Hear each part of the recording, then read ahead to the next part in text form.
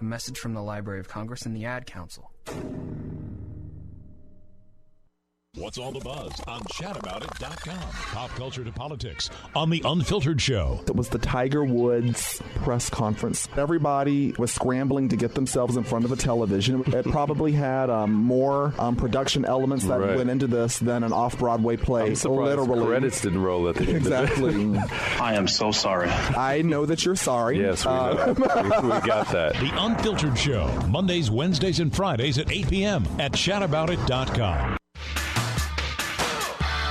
Chat About It, the new interactive internet radio station of the future. Chataboutit.com. So much media, so little time. Who keeps track of it all? Oh, that would be me. This is Bob Andelman, and this is a Mr. Media interview. You know, MrMedia.com, MRmedia.com. Come by and check out the site sometime. Lots of good stuff. The show is brought to you today on iPhones, Android, Palm, and BlackBerry by the Stitcher app for mobile devices. You can also subscribe to the show for free on iTunes. Mr. Media is also sponsored by thepartyauthority.us. Planning a wedding, mitzvah, or corporate event? For any and all occasions, call the Party Authority nationwide at 1-800-DIAL-DJs. That's 1-800-342-5357, where one call does it all. So where was I before the commercial?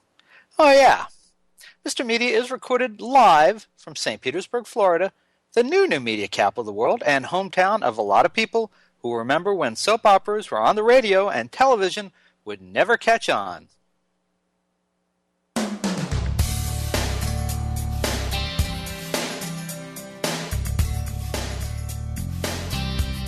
Well, during my brief flirtation with the ABC soap opera All My Children as a newlywed in the late 1980s who didn't refuse his wife much of anything, let alone his company, I always remembered the character of Jack Montgomery. The actor who played Montgomery, Walt Willey, seemed out of place to me, a little too lighthearted, even when the scene called for serious, a guy having fun at all times, kind of winking to the audience that he knew the storylines were often sillier than silly. Listen to me. I'm not saying that it will be easy, but you will get through this, and so will Kendall. Michael Canby is not through with us. No. Erica, dreams are in our heads. They are our subconscious working overtime. That's all. They are not Michael Canby's reaching out from beyond the grave. No, he's going to avenge his death. You had a nightmare. You were tense about this trial. We had that weird winter thunder, and you put those two things together, and you had a bad dream. It has nothing to do with reality, honey. I hope you're right. I know I'm right. Look, you get through testifying today, and you will be much closer to a very bright future. Me, a bright future? Wow. I don't think that there's too much to look forward to. I don't see it being very bright for me right now. My God, what kind of a sad, sad world is it where Erica Kane has nothing to look forward to? No, I only meant that I just right now can't think of anything.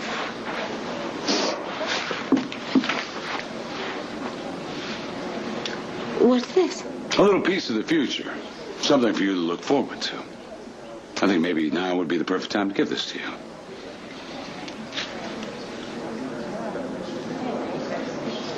Tickets to the Riviera? That's right. I rescheduled our trip.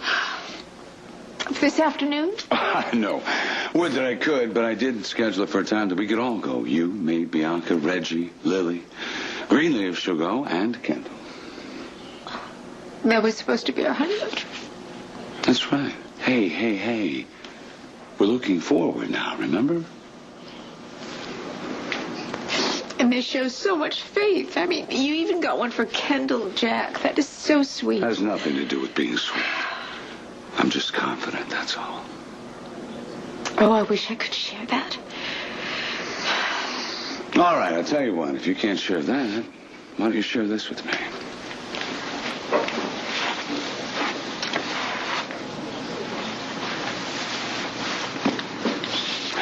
Tell me, does this remind you of someplace?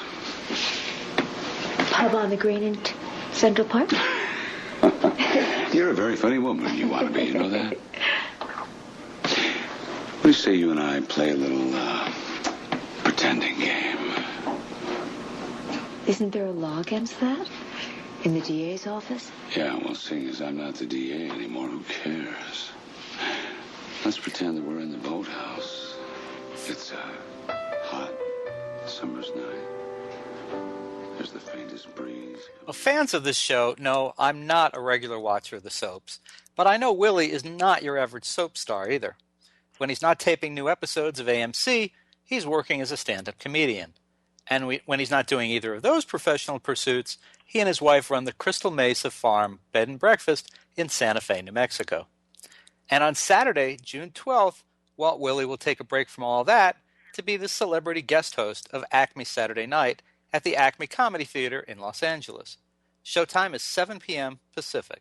Studio tickets are $10 online, $15 at the door, and you can order tickets or watch the show live online for free at acmecomedy.com. Walt Willey, welcome to Mr. Media. Wow, thank you very much, Bob, for having me. I appreciate it. I was trying to place that scene that you were playing. I have the great and wonderful gift. The minute I tape something, it falls out of my head. So I was trying to place that. I guess that was during the Michael Cambias days, which aren't really that long ago, but I guess they are. They just don't seem that long ago. Well, the date that was on the clip where I got it said 2004, if that helps any. I didn't know, but you never know if that's when it ran or just when it was posted. So it's hard to. It seems like 6 months and 20 years both at the same time. It seems like a long time ago and just yesterday. Yeah. Well, Walt, I was working out my introduction for the show and talking about which I'm going to interrupt and say that was some of the nicest things anybody has ever said about me. The fact that you think that I was out of place and kind of winking at the audience, that I knew this was a little silly. I take that as a huge compliment, and while I don't like to lampoon the place in which I've made my living for 23 years, I think you're absolutely right. That is what I'm doing. So thank you for those kind words. My pleasure. That's much better than you saying, "You SOB, I can't believe you would impugn my work," which was not my motive at all. As a matter of fact, what I was going to say is that on reflection, I kind of suspect that your co-star Susan Lucci plays Erica Kane with a bit of a nod and a wink too. I think you have to. See, Susan. I mean, people ask me, is Susan really nice? Yeah, Susan is really nice. Erica, however, of course, I wouldn't have anything to do with in real life more than once, maybe twice.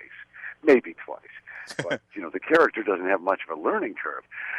But Susan is fabulous, and for anyone, and I was just on a flight with Val Kilmer. We both live in New Mexico, and we were talking about this. We just got off the plane here a few minutes ago.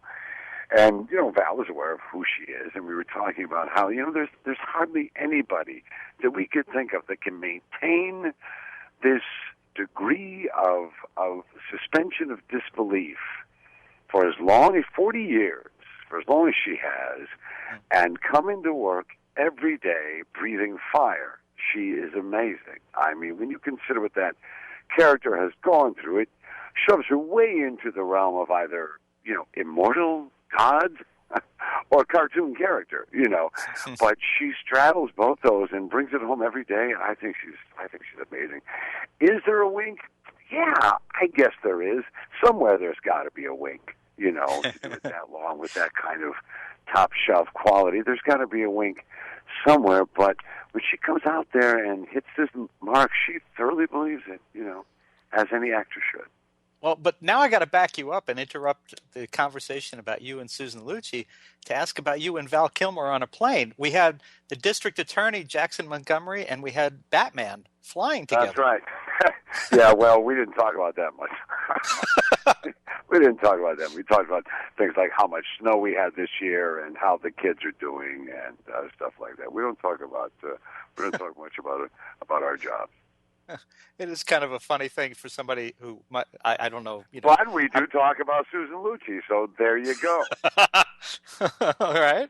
Now, what do you think it is about your chemistry with Susan over all these years that brings these characters back, I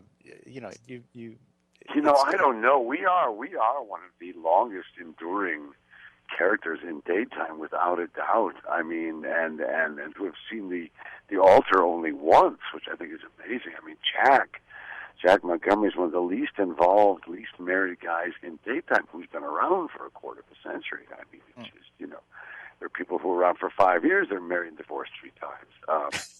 He's a pretty stalwart, loyal guy. I don't know. I mean, I like Susan, and I think she likes me, and I think we have great respect one for the other. We're both, I think, very well prepared. We both come in with a viewpoint of what our characters want from the scene, and they don't always agree. And that's, I think that's as it should be too. I think when you have 2 actors going, oh yes, that's absolutely what I want, and it agrees with what you want, and that's perfect. How boring is that? I mean, that's not much fun. But we do it with great respect, and I think with, according to what everybody says, pretty good outcomes. So I'm glad to be a part of it. Now, when my wife twisted my arm into being a daily All My Children viewer all those years ago, you were pretty new to the show too. I wondered, what were you thinking at that time? I think you came on in '87, as I recall. 87 was my first year there. Yeah. Yeah. What were you thinking then? Were you thinking, I'll do this for 2 or 3 years, and then I'll go on and do something else, or this is kind of fun. Maybe it'll last a while. I didn't have any kind of really forward projections. Possibly I should have. I just, I was still trying to get over the fact that that I was doing this. How do I explain this? My dad was, my dad worked in the coal mines and glass factories for almost 50 years. And he worked swing shift, which meant mornings, days one week, afternoons the next, midnights the following week, and then right back into the rotation. And he never complained about anything. He thought he had a damn good job, had some good benefits to it, so he used to have it. And, here I was having this great job. I didn't have a plan. I had gotten fired from Ryan's Hope. I played Joe Novak in Ryan's Hope for just maybe 9 months, maybe less. And Daniel Pilon, who was my arch nemesis on that show, his character, Max Debujak, had decided not to come back to the show. He was going to retire or quit or do something. I don't know what it was. And they let us go. They let the Siobhan at the time go, Corral Myers, and they let me go. And then my head was still spinning from that, because it wasn't 6 months later that I started on All My Children. And I'd been around there a lot. I'd done tons of extra work, tons of under 5 day player work. And I don't think I ever really expected to get a contract role. And, at that time, we're talking 87, the show was not all of the daytime, was kind of still at the top of the game. It was, and still is, a hell of a good job. Did I expect to all of a sudden raise my head up and have been there 23 years? No, I didn't. But things like kids and responsibilities and finally becoming an adult, and although I was well into my 30s when I started the show, finally growing up and becoming an adult, all these things, happened. And then all of a sudden it was 2010 and I was still doing it, and I don't regret a moment of it. Do you have a favorite storyline from all these years? I don't. I don't. And as I said, I have either the curse or the blessing of, people come, oh, I just loved you when you guys did that. And I really have to think, oh, when did we do that? I don't remember doing that. I mean, we do an incredible volume of work, but Susan has got a track on this stuff. My mind just doesn't work that way. I mean, I do it, and I'm pretty much done with it then. I guess it just kind of falls out of my head. But favorite storyline, I must say that, and it was a shame how it happened. It was kind of the only storyline that really was kind of about Jack. I mean, the good news, bad news. When you're working with Susan Lucci, when you're a beau of Erica Kane's, you're working with the best. You're working with the one. You're working with the the poo, so to speak. I mean, you're working with the big deal there. Bad news is when you're not working with her, sometimes you're not working at all. And the couple became very popular very fast. And so when they wanted to put Erica with somebody else, then Jack would kind of do nothing. And then along came a story about Jack getting involved with this woman who turned out to be not such a good person. And they tested a lot of women. And they went with this one who was beautiful. She was gorgeous, she was tall, she was blonde, she was buxom, she was all that. Not an experienced actress, and that's where it kind of all fell apart. So in the middle of this great story, great for Jack, with this actress who was just not ready for it. I mean, maybe a year down the road she may have been ready for it. But at that time, doing 40, 50 pages a day, she just wasn't ready for it. And so they had to recast right in the middle of this and kill the story. Just kill the story. They recast. A good friend of mine, Felicity LaFortune, who was also on Children. I knew her from Ryan's Hope. And, I was so glad to see her. She's an incredible actress. But it just kind of shot. And since that time, I really haven't had a story that was about Jack. It's always been about the kids or about Erica, or did I mention it was going to be about Erica? And, hey, guess what? It's about Erica. And, I knew what I was getting into when I took the job, but I didn't know that the couple was going to be so adoring. And I thought there might be more of a learning curve for these two characters, that either they would get it right finally, or they would say, hey, obviously we can't get it right. We should maybe not do this. But they're still going at it, God bless them, and it's evidently what people want. Well, let me ask you one more thing about AMC, and then we'll change gears a little bit. Sure. Long-running soap operas have been dying off, unfortunately, in recent years, and those remaining dropping like flies. Yeah, I mean, those who are still with us are they're under the microscope. They're having their budgets cut. Has AMC been affected like the others? Oh, good God, yes, absolutely, of course. Every one of them has. Every one of them has. We had a few years where we weren't sitting where we should be in the lineup. I'm not even going to point fingers, a variety of things, but mostly what has happened is, our viewership has eroded. The demographic has changed. Everybody's back into the workforce, and those advertisers, they know that when you watch on your DVR or your VHS or whatever other way you're recording these, you're not watching their commercials. They know that. So our rate card falls, and the cost of us doing business like everybody else goes up. And so you're in a place where, we were the cash cows for news and sports at ABC. Daytime paid for news and sports as well as ourselves. Well, that's just no longer the case. So, yeah, there's incredible scrutiny to bring things in quick and cheap. I mean, we are doing a volume of work that we have, in the time that I've been there, I've never seen anything like it. I mean, we're literally doing 140, 150, 160 pages a day. A day. And, we need to have them done pretty early in the night, or they just turn on the lights and that's it for the day. It's a very difficult thing. I hope, I think if any network stays in the business, I would hope it would be ABC.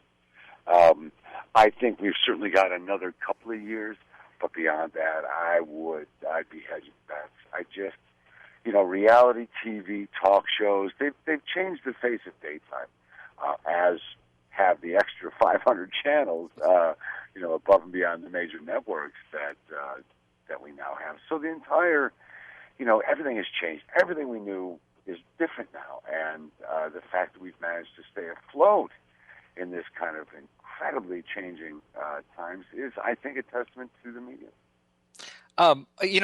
Just an idea in passing. Maybe you could play a second character, like maybe your twin sister. Yes, except if you've ever seen me in drag, Bob, and I don't suggest that's even possible, but once in a while I am an ugly woman. And, doesn't seem to be a lot of space on daytime dramas for ugly women. No, that wouldn't. I don't think that would help our ratings at all. Well, you've got let's change gears here at Ugly Woman. You've got good place. You've got a comedy CD out called Wild and Willie that people can get at your website, willieworld.com. How did you discover a knack for stand-up that you didn't start at that point? I always wanted to do it. I will tell you, Bob, my very first album, I had a lot of 45s, but my very first 33 1/3 long-playing record was Bill Cosby's I Started Out as a Child. And I played it until I wore it out. Then I discovered my dad's Red Fox records, and that was the end of Bill Cosby for a while. And then I discovered Richie Pryor, and that was the end of both of them. I always wanted to do it. I've always been the funny guy in the room, so to speak. But I didn't know anything about it. So one day I was doing Regis and Kathy Lee at the time. And Regis was giving me crap the way he always did. Willie, Lucci's going to drop you. She drops them all. So then what are you going to do? And I said, well, Regis, I'm going to go back to stand-up. And I'd never done it before, but I figured that was a good show to fly a flag and see if anybody saluted. And sure enough, some mob joint laundering money up in New Haven, Connecticut booked me. And that was like 1990, I think. And I got up there and I had written an act, and let me tell you, when I say I blew, I'm being kind. I was terrible. And, but the place was packed, and everybody was very nice and very supportive and clapped and laughed in all the places, but I knew I was terrible. So I tucked my tail and ripped all those note cards up and built a real strong 10 minutes, and I went into a charity event for, I think it was breast cancer awareness, and went in there, and they called my name. I was going up to do my little 10 minutes, and about that time, Christopher Walken and his wife, Georgiana, come in and sit down right in front. And I have been still, to this day, a Chris Walken fan. And so there he is, and he's sitting there, and I just absolutely tore the joint up. I don't know that I've ever been better since then. That was like 89, I guess, or so, before I started to tour. And he invited me to come sit with him at his table. We had a couple of drinks, met the wife, this and that. And so I can, I guess, honestly say I owe my stand-up career to Regis Philbin and Christopher Walken. Pretty strange pair there, but I guess it's true. Not bad, and you've done a fabulous job of name dropping in this 30 minutes. Oh, geez, we started with Val Kilmer. You're asking the right questions, pal. That's not my thing. You're asking the right question. How will you put your comic sensibilities to work when you host Acme Saturday Night in L.A. Next Saturday, June 12th? Well, they're just around the corner from where I live. When we came on, the show moved out here in January. I was trying to find a home court to do stand-up. I thought, Acme Comedy Theater, got to be a stand-up place. Well, it turns out not to be. It's a sketch comedy place.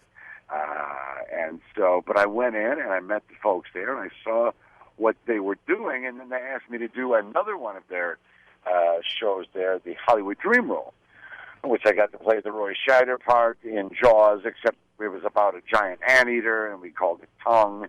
And I've done a lot of improv, and I just had a ball. And I said, well, listen, when you do this Saturday Night Live format, they tonight, give me a call. I thought, well, it'll be a few months, but evidently they don't know what they're doing over there at Acme because they're having me back very soon after my first 4 days.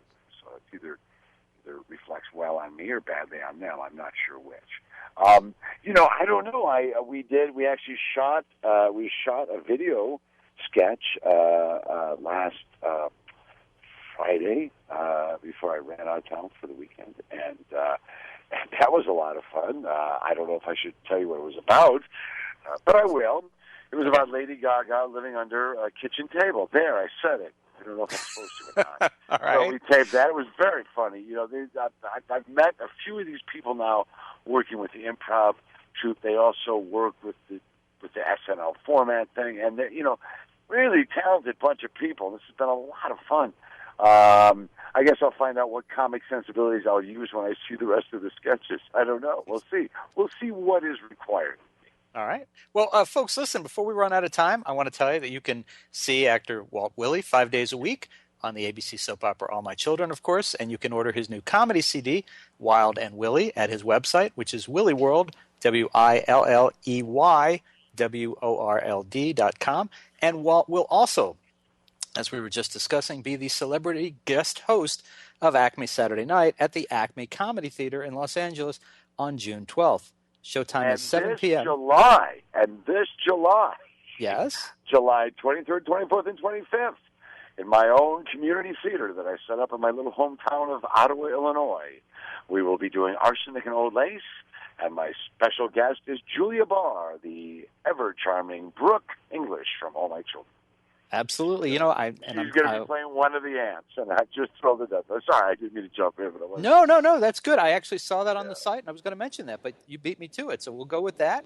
And let me just throw in that showtime for the Acme performance is 7 p.m. Pacific.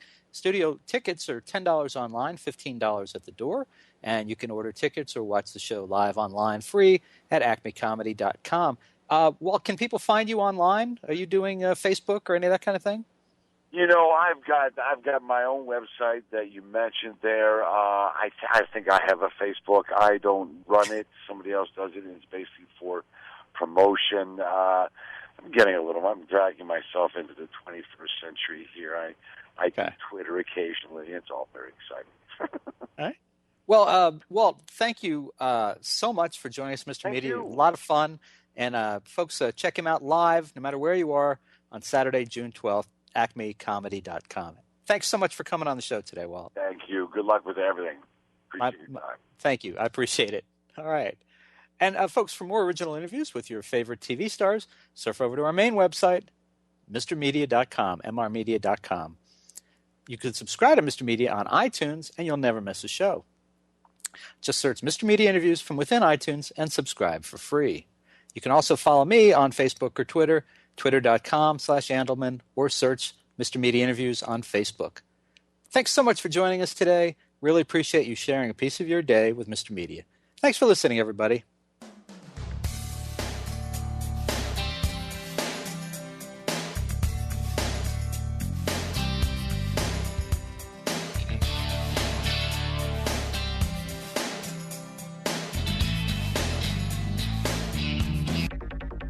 This is Chat About It, the future of Internet radio. Don't just listen to Internet radio shows on business, sports, or politics. Chat About It. The proceeding has been a paid program. All opinions expressed during the program are those of the hosts and participants.